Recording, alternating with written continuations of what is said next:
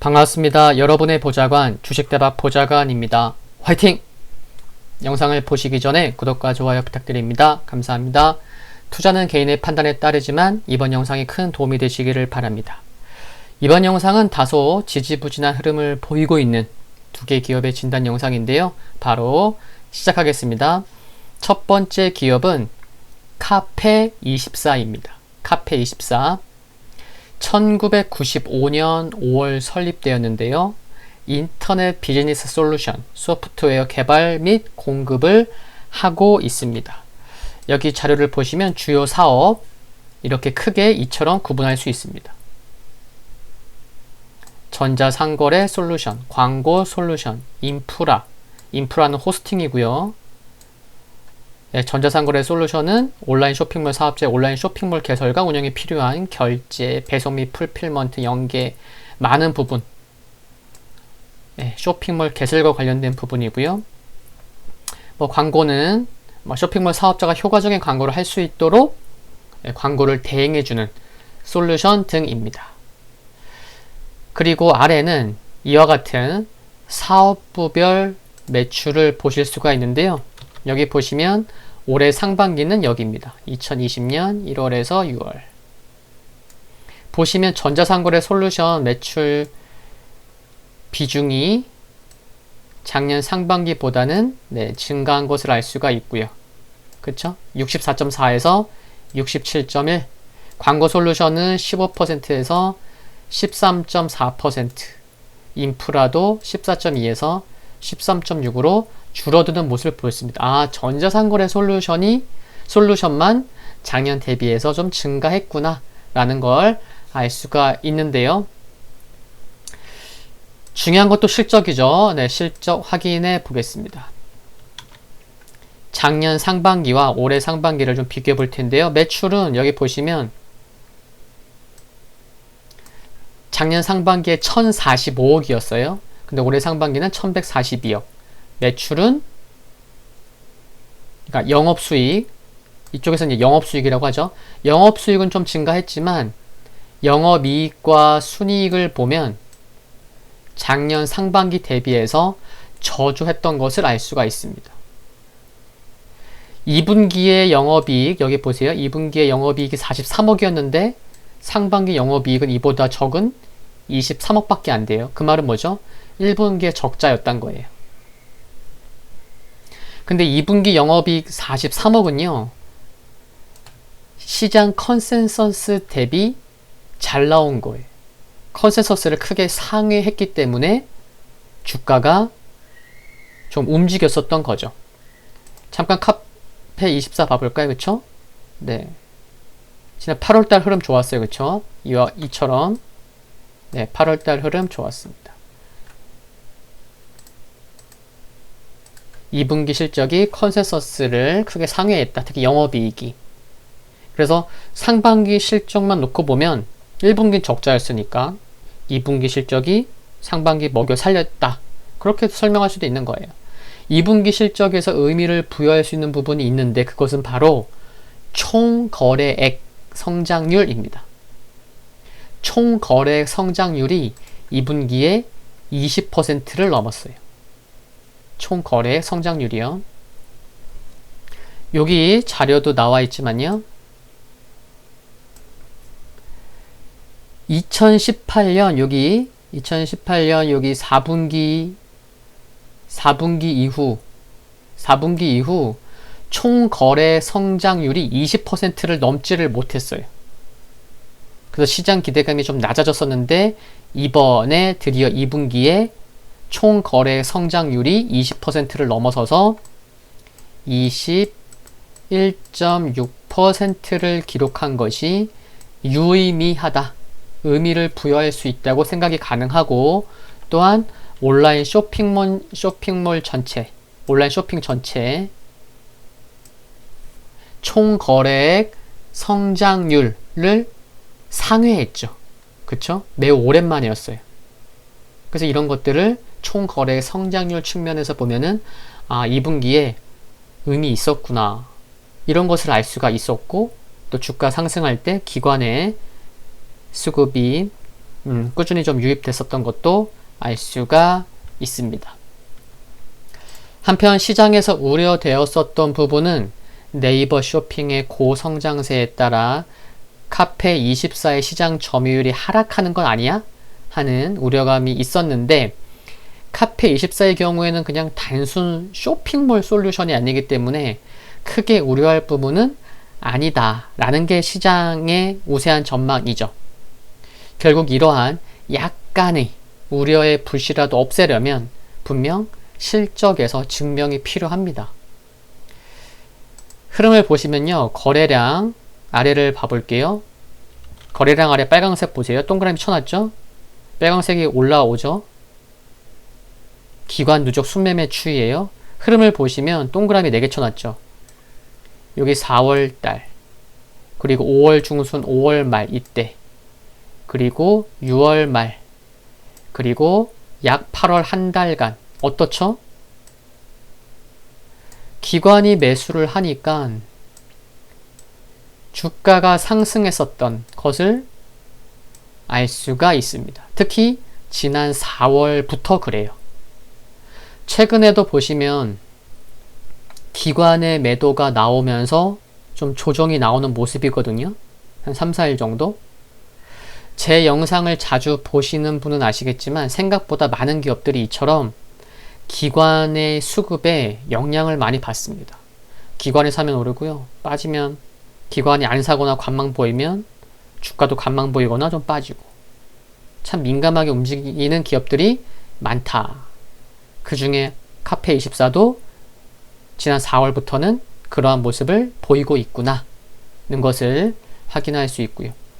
기술적으로는 75,000원 이상은 단기 좀 부담이 됩니다. 왜냐하면 기간을 길게 해서 보면은 제가 여기 파랑색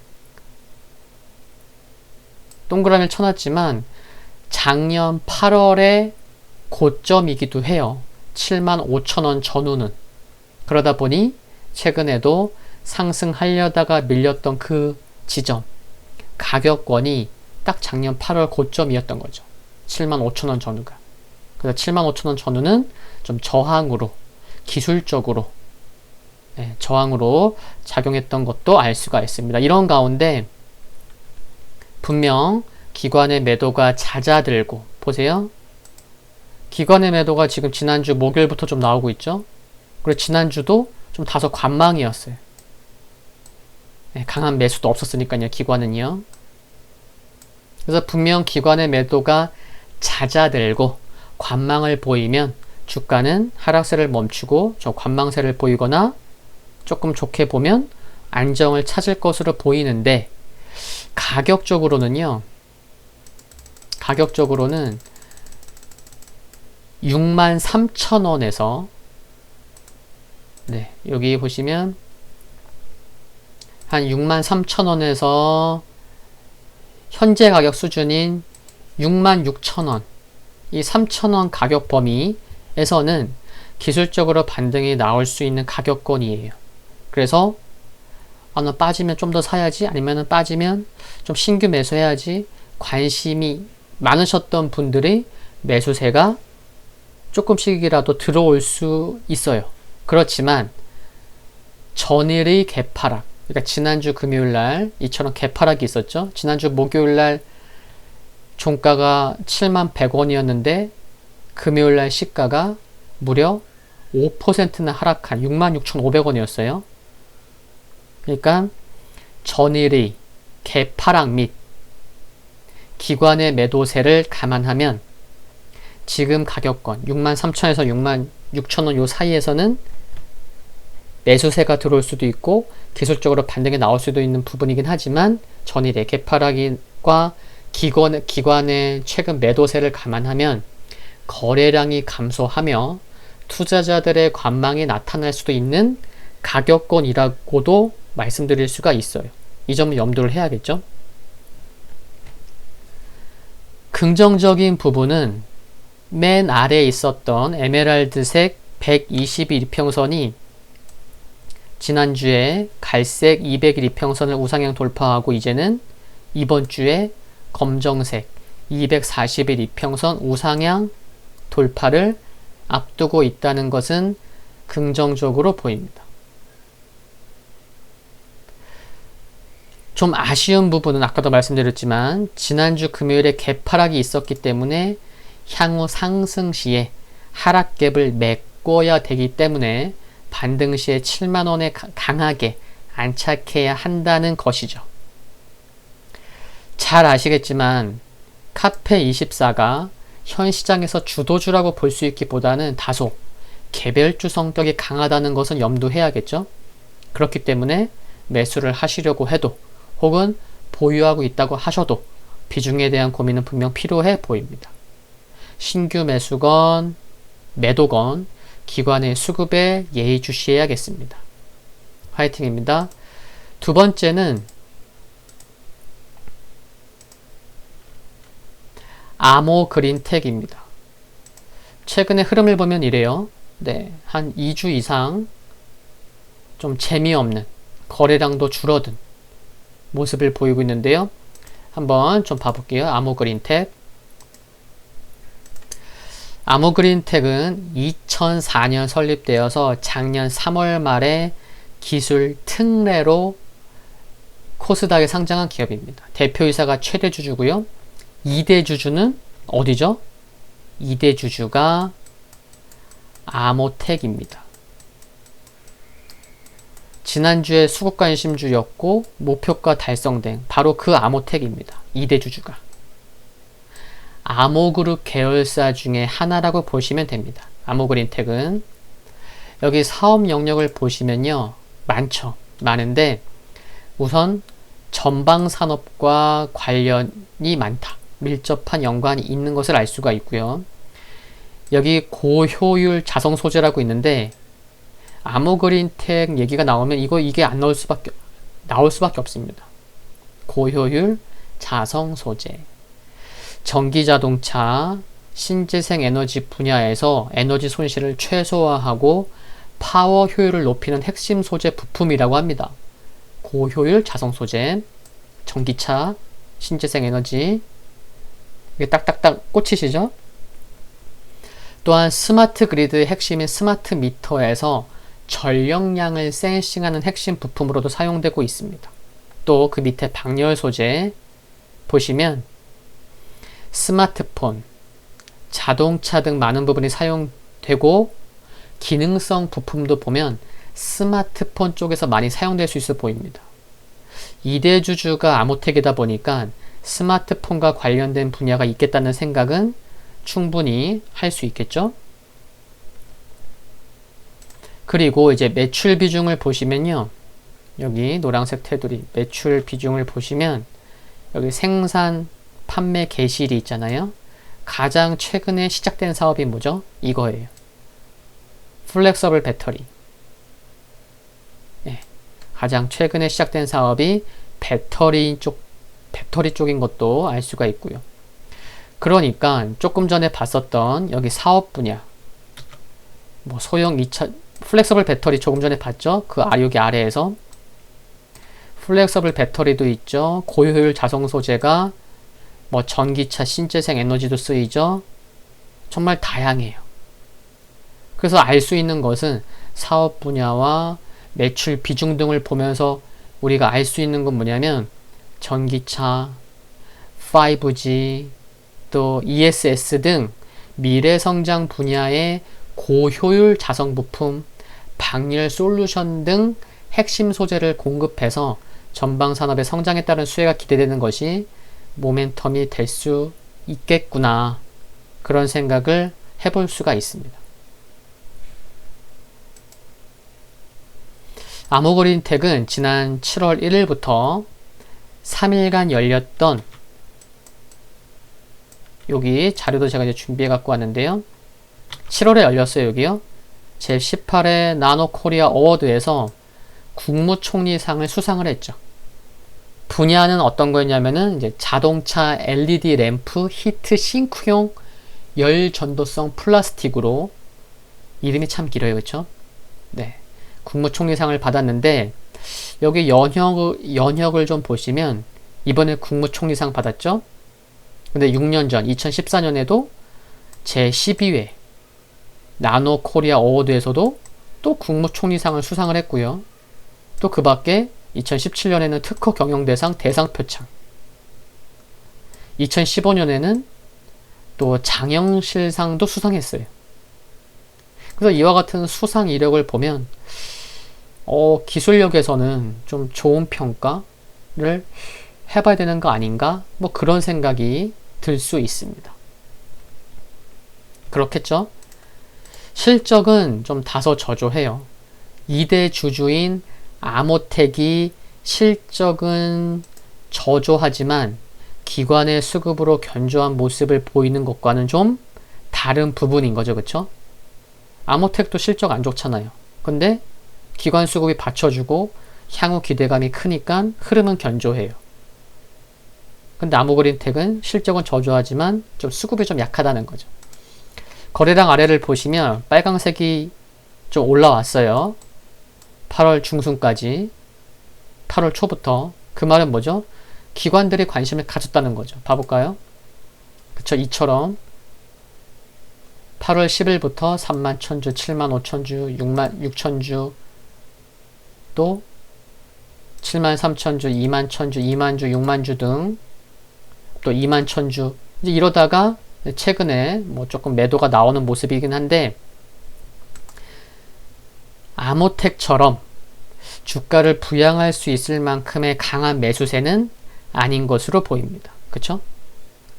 다만 긍정적인 것은 여러 이동평균선들이 13,000원에서 13,500원 수준으로 수렴해 가고 있어요. 지금 보이시죠? 이동평균선들이 여기 13,500원에서 13,000원 수준으로 막 이렇게 막 내려오고 있기도 하고 막 위로 올라가고 있기도 하고 이동평균선이 수렴해 가고 있어요. 그쵸? 이 점은 긍정적으로 보인다는 거고, 또 최근 주가가 2주 이상 조정세에 큰 반등도 없이 좁은 박스권에 갇혀있는 모습이긴 한데, 그러면서도 갈색 200일 이평선은 지키려는 모습이 나오고 있다는 것은 긍정적인 부분입니다. 신규 매수자 입장에서도 흐름이나 수급 등을 보면 관망인 상황이고, 혹시나 고점에서 물린 분 입장에서도 이평선이 수렴 후에 어떤 방향으로 가닥을 잡아가는지 확인이 필요하기 때문에도 역시나 관망이에요. 이렇다 보니 거래량은 자연스레 감소한 모습이고요. 아모그린텍이 만약에 이제 상승 전환하는 거 아니야? 상승으로 돌리나? 이런 생각이 들려면 거래량이 수반되는 상승이 나오면서 14,000원을 강하게 돌파하려는 시도가 나와야 그런 생각이 들 수 있습니다. 가나? 이런 생각이요. 뭐 사업 내용이나 사업 부분 매출 비중 등을 살펴봤는데, 향후 성장성 측면에서는 또 2대 주주가 아모텍이기도 하고 좀 지속 관심이 필요할 수 있을 것으로 생각을 해요. 이동평균선이 변곡점으로 향해 가는 상황인데 상승으로 가닥이 잡히길 기원하면서 이만 마치도록 하겠습니다.